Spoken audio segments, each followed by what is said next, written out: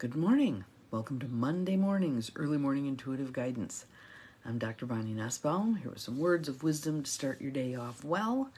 And I don't know about by you, but we have a nice gentle little rain coming down that's gonna revive everything, including my flowers, which I'm quite happy about. So we'll give it a minute or two as some of you begin to pop on. There's one. I like that. There's two. We'll see when some names start rolling. The counter's going up. There we go. Morning, Joe Neal. Glad you are here. Welcome. Cindy, good morning. Good morning. Janine, all the regulars rolling in here. Peggy, good morning. And thank you for the sunshine. We don't have any right now because we're getting this beautiful little gentle rain that's watering all this stuff. So glad to, I like sitting inside and listening to the rain outside. So it's going to be a good day. Why? Because I'm saying it's going to be a good day. And I love our card for today because I think it has that same sort of philosophy to it. So we'll see what all of you think. But let's start with some breathing and a little bit of tapping. Just some tapping on the chest. Wake everything up. Nice deep breath in through the nose. Out through the mouth. In through the nose a little more deeply. Out through the mouth. Letting it go. All tension, all worry about the day, all that stuff. Out with it. In through the nose. Out through the mouth.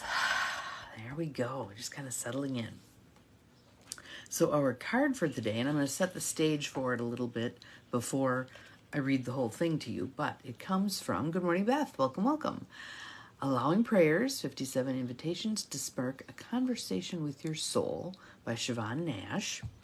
And so where I'd like us to start is I'd like you to think about the circumstances of your life. Just kind of roll through all of the various areas, relationships, work, money, health, etc., etc., etc., leisure, rolling through areas of your life.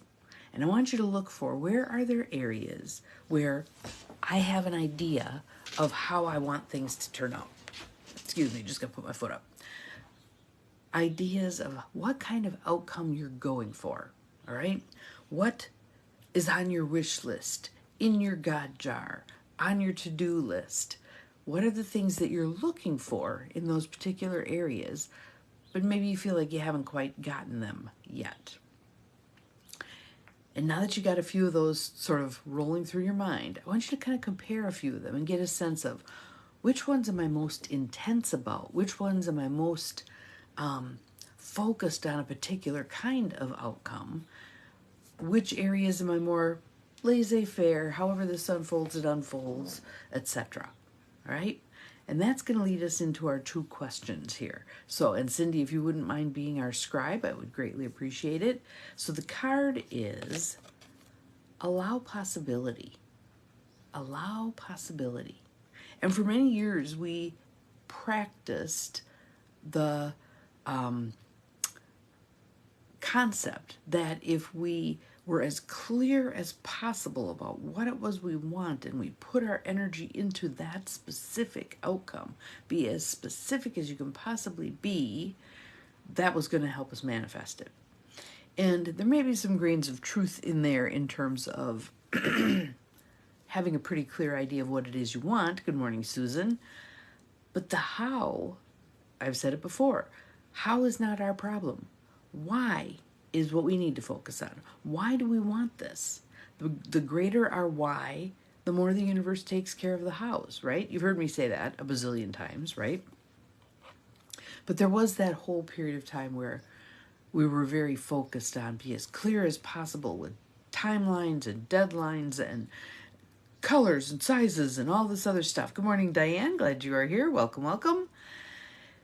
So the two questions here, I think, are going to help you see where that particular style may have run amok a bit. All right? So here's our first question, Cindy, and I'll repeat it a couple of times. How is being attached to a particular outcome limiting what's possible for you? How is being attached to a particular outcome limiting what's possible for you? And if you think about it, what happens? I want this, but I'm just going to pick something. This particular car at this particular time in this particular color with this particular set of features, blah, blah, blah. Good morning, Mel. If we had said this or something better, it changes our lenses. It changes our ability to see what's right in front of us. If all we're looking for is this, 2015, I'm going to make things up, 2015 Subaru Outback in blue with a sunroof, sitting right next to what you have could be a 2018 Subaru Outback in blue for the same price. But we're not going to see it because we've got our blinders on, right? If it's got to be a certain thing, we're not allowing for the universe to do its work for us. So that's the first question. How is being attached to a particular outcome limiting what's possible for you? Next question is, what next step would you take if you let yourself believe in the impossible? What next step would you take if you let yourself believe in the impossible? And again, I love that little thing, that little acronym, I am possible. Impossible is I am possible. Because how do we get to the impossible? One step at a time. And while that may seem arduous, when we take our step, that signals the universe. So you show up, you do your part, and the universe will step in and do its part. So again, when it's doing its part, good morning, Paula, we don't want to limit it. We don't want to say, okay, God, universe, creator, nature, whatever it is, I need this thing at this time in this color at this size, blah, blah, blah. That's not allowing possibility. We want to open it up. Well, I'm thinking this, but if you got something better, send it my way, right? How we approach it makes a huge difference. So for today, I want you to think about allowing possibility.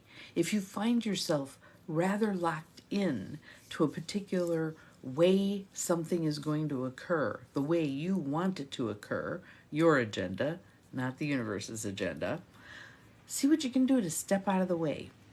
See what you can do to loosen up that limitation that you've unwittingly created by being so dogmatic about how this thing has to go. Okay, so the classic for me is this or something better. This or something better. Okay, Spirit, I would like X. This or something better. This or something better. And see what comes to you. So I'm going to read the two questions again. How is being attached to a particular outcome limiting what's possible for you? And what next step would you take if you let yourself believe in the impossible? So even though that path, that journey seems unnavigable, not conquerable, take the steps. Take the steps, because then the universe will show up to throw some boulders out of your way. Good morning, Judy. Welcome, welcome. So that you can get there. So that you can get there. You're not the only one walking the path, or you're not walking the path alone. The universe is walking with you. God's walking with you. Spirit's walking with you, however you like to think of that, creator. And will offer assistance as you open yourself up to receiving it. You have to be willing to receive that support. Again, we've got our divine masculine going here because we're walking our path. But we've also got the divine feminine going here in terms of, I'm open to receiving. I'm open to a hand up. I'm open to help. I'm open to guidance. So on this fine rainy Monday, let's practice this and let's see how it unfolds. Well, I wonder how I could bring some of this openness into X situation. Just ponder it, roll it around in your mind. The fact that you even think about it sets a whole series of things into motion. Let's see what you get. So have a fine, awesome Monday on this rainy day. We'll see you again tomorrow. Remember, you're capable of far more than you think you are. Bye-bye.